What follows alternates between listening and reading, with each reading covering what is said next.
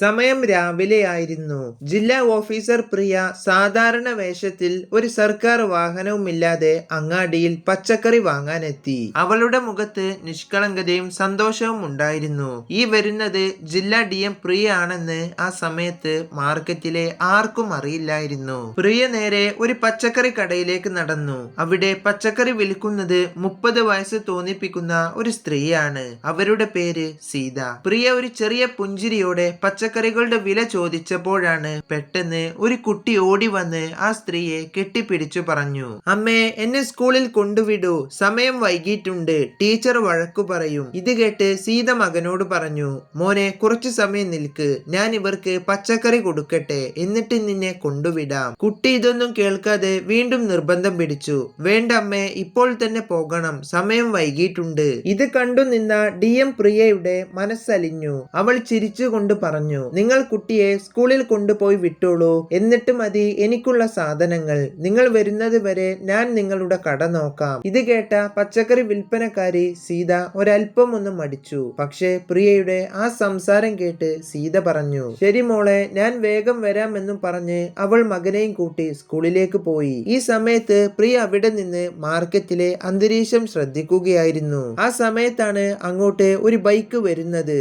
അതിൽ വന്നത് ആ നാട്ടിലെ പോലീസ് ഇൻസ്പെക്ടറായ സിദ്ധാർത്ഥ് ആയിരുന്നു. അയാൾ ബൈക്കിൽ നിന്നിറങ്ങി കുറച്ച് ശബ്ദത്തോടെ ചോദിച്ചു, നീ ഏതാണ്? നീ എപ്പോഴാണ് ഇവിടെ പച്ചക്കറി വിൽക്കാൻ തുടങ്ങിയത്? ഇവിടെയുള്ള ആ മറ്റേ സ്ത്രീ എവിടെ? പ്രിയ എന്തെങ്കിലും മറുപടി പറയുന്നതിന് മുമ്പേ തന്നെ സീത അങ്ങോട്ട് ഓടിയെത്തി. ഇൻസ്പെക്ടറെ കണ്ട് അവളുടെ മുഖത്ത് നല്ല പേടിയുണ്ടായിരുന്നു. സീത താഴ്ന്ന ശബ്ദത്തിൽ ചോദിച്ചു, ഇൻസ്പെക്ടർ സാർ, പറയൂ, നിങ്ങൾക്ക് എന്തൊക്കെയാണ് വേണ്ടത്? ആവശ്യമുള്ളതെല്ലാം പറയൂ. ഇത് കേട്ട് ഇൻസ്പെക്ടർ സിദ്ധാർത്ഥ് അഹങ്കാരത്തോടെ പറഞ്ഞു, 1/2 കിലോ തക്കാളി, 1 കിലോ ഉള്ളി, 1 കിലോ വെണ്ടക്ക, ഇതാണ് എനിക്ക് വേണ്ടത്. സീത ഒന്നും പറയാതെ വേഗത്തിൽ പറഞ്ഞ പച്ചക്കറികളെല്ലാം തൂക്കി നൽകി. പച്ചക്കറിയും വാങ്ങി ഇൻസ്പെക്ടർ 1 രൂപ പോലും കൊടുക്കാതെ തന്റെ ബൈക്കിൽ കയറി പോയി. ഇതെല്ലാം കണ്ടുനിന്ന പ്രിയ ഒരു നിമിഷത്തേക്ക് സ്തംഭിച്ചു പോയി. കുറച്ചു കഴിഞ്ഞ് അവൾ സീതയോട് ചോദിച്ചു, ചേച്ചി, ആ ഇൻസ്പെക്ടർ എന്താണ് പച്ചക്കറികൾക്ക് പണം തരാത്തത്? നിങ്ങളാണെങ്കിൽ ഒന്നും പറഞ്ഞതുമില്ല. സീത ഒരു നിമിഷം മിണ്ടാതിരുന്നു. ശേഷം താഴ്ന്ന ശബ്ദത്തിൽ പറഞ്ഞു, മോളെ, ഞാൻ എന്ത് പറയാനാണ്? ഇയാൾ എന്നും വന്ന് ഇതുപോലെ ആവശ്യമുള്ള പച്ചക്കറികളെല്ലാം വാങ്ങിക്കൊണ്ടുപോകും. പണം ചോദിച്ചാൽ എന്നെ വഴക്കു പറയും. എന്നോട് പൈസ ചോദിക്കുന്നോ? നിന്റെ പച്ചക്കറി കട ഇവിടെ നിന്ന് ഞാൻ എടുത്തു കളയും എന്നൊക്കെ എന്നോട് പറയും. ഇതൊക്കെ കേൾക്കുമ്പോൾ എനിക്ക് പേടിയാണ്. ഈ കട നഷ്ടപ്പെട്ടാൽ പിന്നെ ഞാനും എന്റെ മകനും എങ്ങനെ ജീവിക്കും? അതുകൊണ്ട് ഞാൻ ഒന്നും മിണ്ടാതെ പറഞ്ഞ സാധനങ്ങളെല്ലാം എടുത്തു കൊടുക്കും. ഇത് കേട്ട് പ്രിയയുടെ മുഖത്തെ നിറം മാറി. നിയമത്തിന്റെ സംരക്ഷകർ തന്നെ ആ നിയമത്തെ പരിഹസിക്കുന്നുവെന്ന് അവൾക്ക് വിശ്വസിക്കാൻ കഴിഞ്ഞില്ല. ഗൗരവത്തോടെ അവൾ പറഞ്ഞു, ചേച്ചി നോക്കൂ, ഇനി ഇങ്ങനെ ചെയ്യരുത്. ഞാൻ നിങ്ങളുടെ കൂടെയുണ്ട്. നീതി നടപ്പാക്കുക എന്നത് എന്റെ കൂടെ കടമയാണ്. നിങ്ങൾ ഒരു കാര്യം ചെയ്യൂ, എന്റെ ഫോൺ നമ്പർ ഞാൻ തരാം. നാളെ നിങ്ങൾ രാവിലെ കച്ചവടം തുടങ്ങുമ്പോൾ ഞാൻ ഇവിടേക്ക് വരാം. നിങ്ങൾ ഒന്നുകൊണ്ടും പേടിക്കണ്ട. ആ ഇൻസ്പെക്ടർ പൈസ തരുമോ ഇല്ലയോ എന്ന് എനിക്കൊന്ന് കാണണം. നിയമത്തിന്റെ ശക്തി എന്താണെന്ന് ഞാൻ അയാൾക്ക് കാണിച്ചു കൊടുക്കും. ആ സ്ത്രീയുടെ കണ്ണുകളിൽ സങ്കടമുണ്ടായിരുന്നു. പക്ഷേ പ്രിയയുടെ ആ വാക്കുകൾ കേട്ട് സന്തോഷവും ഉണ്ടായിരുന്നു. പിറ്റേ ദിവസം രാവിലെ ഓഫീസർ പ്രിയ ഒരു സാധാരണ രീതിയിലുള്ള ഡ്രസ്സ് ധരിച്ച് മാർക്കറ്റിലെത്തി. മുഖത്ത് മേക്കപ്പ് ഇല്ല, ഐഡന്റിറ്റിയുമില്ല. ഇപ്പോൾ അവളെ കണ്ടാൽ ഒരു സാധാരണ ഗ്രാമീണ സ്ത്രീയെ പോലെ തോന്നുമായിരുന്നു. പ്രിയ നേരെ സീതയുടെ പച്ചക്കറി കടയിലെത്തി. കുറച്ചു സമയം കഴിഞ്ഞപ്പോൾ അങ്ങോട്ട് ഇന്നലെ വന്ന സിദ്ധാർത്ഥ് എന്ന് പേരുള്ള ആ ഇൻസ്പെക്ടർ അങ്ങോട്ടേക്ക് എത്തി. അവൻ പ്രിയയെ കണ്ടതും ഉറക്കെ പറഞ്ഞു, ഇവിടെ ഇന്നും നീയാണോ? നീ അവളുടെ ആരാണ്? ഇന്നലെയും നീ ഇവിടെ ഉണ്ടായിരുന്നല്ലോ. പ്രിയ താഴ്ന്ന ശബ്ദത്തിൽ മറുപടി പറഞ്ഞു, ഞാൻ അവളുടെ സഹോദരിയാണ്. ഇന്ന് ഞാനാണ് ഇവിടെ കച്ചവടം ചെയ്യുന്നത്. ഇത് കേട്ട് ഇൻസ്പെക്ടർ പുച്ഛത്തോടെ പറഞ്ഞു, നീ നിന്റെ ചേച്ചിയേക്കാൾ സുന്ദരിയാണല്ലോ. ഈ ഡ്രസ്സ് നിനക്ക് നന്നായി ചേരുന്നുണ്ട്. പിന്നെ എനിക്ക് കുറച്ച് പച്ചക്കറികൾ വേണം. 1 കിലോ തക്കാളി, 1 കിലോ ഉള്ളി, കുറച്ച് പച്ചമുളക്, വേഗം എടുക്ക്. ഇതെല്ലാം കേട്ടു നിന്ന പ്രിയ ഒന്നും പറയാതെ പറഞ്ഞ പച്ചക്കറികളെല്ലാം തൂക്കിക്കൊടുത്തു. പച്ചക്കറിയും എടുത്ത് അയാൾ ബൈക്കിൽ കയറിയപ്പോൾ പ്രിയ പറഞ്ഞു, ഹലോ സാർ, നിങ്ങൾ പണം തന്നിട്ടില്ല, മറന്നതാണോ? ഇത് കേട്ട് ഇൻസ്പെക്ടർ ദേഷ്യത്തോടെ പറഞ്ഞു, എന്ത് പണം? എനിക്കെന്നും ഫ്രീ ആണ്. നിനക്കറിയില്ലേ? നിന്റെ ചേച്ചിയോട് ചോദിച്ചു നോക്ക്, അവൾ ഒന്നും നിന്നോട് പറഞ്ഞിട്ടില്ലേ? ഇതും പറഞ്ഞ് അവൻ പോകാൻ നിൽക്കുമ്പോൾ പ്രിയ വീണ്ടും പറഞ്ഞു, നിങ്ങൾ ചേച്ചിയുടെ അടുത്ത് നിന്നായാലും എന്റെ അടുത്ത് നിന്നായാലും പച്ചക്കറിക്ക് പണം തരണം. ഞങ്ങളും പണം ചിലവഴിച്ചാണ് ഇത് ഇതെല്ലാം വാങ്ങുന്നത്? ഇതല്ലാതെ ഞങ്ങൾക്ക് വേറെ വരുമാനമില്ല. നിങ്ങളെ പോലുള്ള വലിയ ആളുകൾ ഇങ്ങനെ സൗജന്യമായി കൊണ്ടുപോയാൽ ഞങ്ങൾ പട്ടിണിയാകും. ഇത് കേട്ടുനിന്ന ഇൻസ്പെക്ടർ സിദ്ധാർത്ഥിന്റെ മുഖം ചുവന്നു. അവൻ ദേഷ്യത്തോടെ ഒന്നും നോക്കാതെ പ്രിയയുടെ മുഖത്തെ കടിച്ചു. പ്രിയ ഒന്ന് പേടിച്ചെങ്കിലും അവൾ സ്വയം നിയന്ത്രിച്ചു. വിറക്കുന്ന ശബ്ദത്തിൽ അയാളോട് പറഞ്ഞു, നിങ്ങൾ ഒരു സ്ത്രീയുടെ മേൽ കൈവച്ചത് വലിയ തെറ്റാണ്.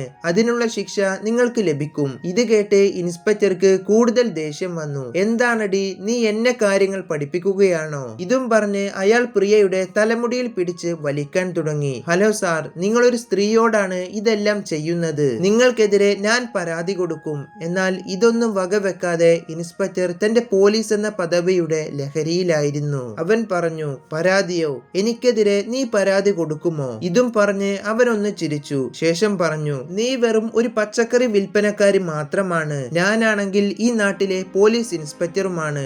അധികം സംസാരിക്കരുത്. നിന്നെ പിടിച്ച് ഞാൻ ജയിലിലടക്കും. ഇതും പറഞ്ഞ് അയാൾ തന്റെ ബൈക്ക് എടുത്ത് അവിടെ നിന്നും പോയി. പ്രിയ ഒരു നിമിഷം ഒന്ന് ആലോചിച്ച ശേഷം കട ഉടമയായ സീതയെ അങ്ങോട്ട് വിളിച്ചു. ശേഷം പ്രിയ അവിടെ നിന്നും വീട്ടിലേക്ക് പോയി. വീട്ടിലെത്തിയ അവൾ ഡ്രസ്സെല്ലാം മാറി ഒരു മഞ്ഞ നിറത്തിലുള്ള മറ്റൊരു ഡ്രസ്സും ധരിച്ച് അവൾ നേരെ പോലീസ് സ്റ്റേഷനിലേക്ക് പുറപ്പെട്ടു. സ്റ്റേഷനിൽ എത്തിയപ്പോൾ ഇൻസ്പെക്ടർ സിദ്ധാർത്ഥ് അവിടെ ഇല്ല എന്ന് പ്രിയക്ക് മനസ്സിലായി. അവിടെ ഉണ്ടായിരുന്നത് ഷിബു എന്ന് പേരുള്ള ഒരു SIയും കുറച്ച് കോൺസ്റ്റബിൾമാരുമായിരുന്നു. അവൾ നേരെ ചെന്ന് ആ SIയോട് പറഞ്ഞു, സാർ, ഇൻസ്പെക്ടർ സിദ്ധാർത്ഥ് സാർ എവിടെയാണ്? എനിക്ക് സാറിനെ ഒന്ന് കാണണം. ഇത് കേട്ട് ഷിബു പറഞ്ഞു, സാർ ഇവിടെ ഇല്ല.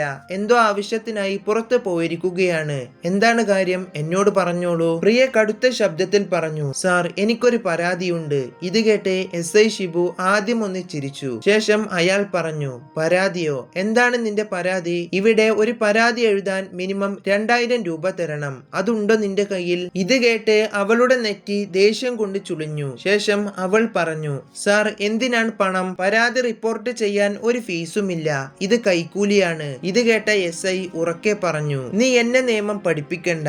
നിന്റെ കയ്യിൽ പണം ഉണ്ടെങ്കിൽ അതെടുക്ക്, ഇല്ലെങ്കിൽ ഇവിടെ നിന്ന് പോകൂ. ഇത് കേട്ട പ്രിയ ഒന്നും പറയാതെ ഇയാൾ ഇനി എന്തൊക്കെയാണ് ചെയ്ത് കൂട്ടുന്നതെന്നറിയാനായിട്ട് കാത്തിരുന്നു. പ്രിയ ഒരു 1000 രൂപ എടുത്ത് അയാൾക്ക് നൽകി.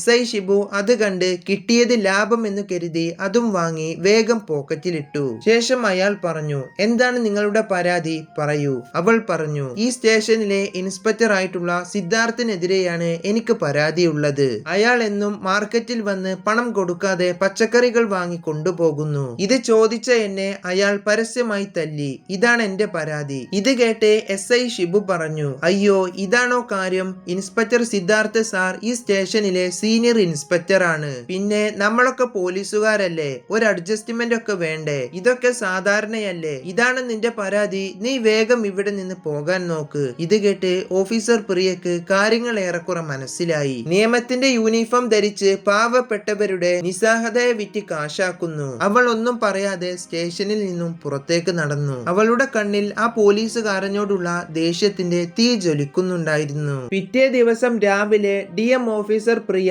തന്റെ യഥാർത്ഥ ഐഡന്റിറ്റി വേഷത്തിൽ സർക്കാർ വാഹനത്തിൽ നേരെ പോലീസ് സ്റ്റേഷനിലെത്തി. അവളുടെ കൂടെ കുറച്ച് പോലീസുകാരും ഉണ്ടായിരുന്നു. സ്റ്റേഷന്റെ മുമ്പിൽ യൂണിഫോം ഇട്ട് നിൽക്കുന്ന അവളെ കണ്ട് അവിടെയുള്ള പോലീസുകാരെല്ലാം ഒന്ന് പേടിച്ചു. സ്റ്റേഷന്റെ അകത്ത് ഇൻസ്പെക്ടർ സിദ്ധാർത്ഥും SI ഷിബുവും ഉണ്ടായിരുന്നു. രണ്ടുപേരും ഇവളെ ഈ വേഷത്തിൽ കണ്ട് ചെറുതായി ഒന്ന് ഭയന്നു. അവർ രണ്ടുപേരും വിറക്കുന്ന ശബ്ദത്തിൽ ചോദിച്ചു, ഏയ്, നീ ശരിക്കും ആരാണ്? എന്തിനാണ് പോലീസ് യൂണിഫോം ധരിച്ചിരിക്കുന്നത്? ഇത് കേട്ട് പ്രിയ ഉറക്കെ പറഞ്ഞു, നിങ്ങൾക്ക് എന്നെ മനസ്സിലായില്ല. പോട്ടെ, നിങ്ങൾക്ക് ഈ യൂണിഫോം കണ്ടിട്ടെങ്കിലും മനസ്സിലായോ? ഞാൻ ഈ നാട്ടിലെ ജില്ലാ ഓഫീസറാണ്. പേര് പ്രിയ. നിങ്ങൾ പോലീസ് വേഷം ധരിച്ച് ഈ നാട്ടിലെ സാധാരണ ജനങ്ങളോട് പെരുമാറുന്നതും കൈക്കൂലി വാങ്ങുന്നതുമെല്ലാം ഞാൻ അറിഞ്ഞു കഴിഞ്ഞു. ഇത് കേട്ട് രണ്ടുപേരും പേടിച്ച് കരഞ്ഞ് കൈകൾ കൂപ്പി പറഞ്ഞു, മേഡം, ഞങ്ങളോട് ക്ഷമിക്കണം. നിങ്ങൾ DM ഓഫീസർ ആണെന്ന് ഞങ്ങൾക്കറിയില്ലായിരുന്നു. ഞങ്ങൾ ചെയ്തത് വലിയ തെറ്റാണ്. ഇതും പറഞ്ഞ് രണ്ടുപേരും ഓഫീസർ പ്രിയയുടെ മുമ്പിൽ തല കുനിച്ചു നിന്നു. പക്ഷേ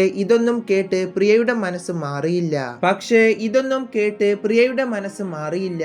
അവൾ പറഞ്ഞു, നിങ്ങളെ രണ്ടാളെയും ഉടനെ തന്നെ സസ്പെൻഡ് ചെയ്യും. യൂണിഫോം ഇട്ട് നിങ്ങൾ ചെയ്ത തെറ്റിന് ഈ നിയമം തന്നെ നിങ്ങളോട് കണക്ക് ചോദിക്കും. ഇതും പറഞ്ഞ് അവൾ മറ്റൊരു പോലീസുകാരന് നിർദ്ദേശം നൽകി. രണ്ടുപേരെയും ഉടനടി സസ്പെൻഡ് ചെയ്യണം. ഇവർക്കെതിരെയുള്ള ഒരു റിപ്പോർട്ട് ഫയൽ വേഗം തയ്യാറാക്കണം. പ്രിയ വീണ്ടും 2 പോലീസ് പോലീസുകാരോടും പറഞ്ഞു, നിങ്ങൾ ചെയ്തത് വലിയ തെറ്റാണ്. നിങ്ങളോട് ക്ഷമിച്ചാൽ നിങ്ങൾ വീണ്ടും ഇത് തന്നെ ചെയ്യും. ഇതും പറഞ്ഞ് അവൾ അവിടെ നിന്നും പോകാൻ നിന്നപ്പോൾ ഇൻസ്പെക്ടർ സിദ്ധാർത്ഥും SI ഷിബുവും പ്രിയയുടെ കാലിൽ വന്ന് വീണു. അവരുടെ കണ്ണിൽ സങ്കടവും ഖേദവും ഉണ്ടായിരുന്നു. ഇൻസ്പെക്ടർ സിദ്ധാർത്ഥ് പറഞ്ഞു, മേഡം, ഞങ്ങൾ ചെയ്ത തെറ്റിന് ഞങ്ങൾ ക്ഷമ അറിയിക്കുന്നില്ല.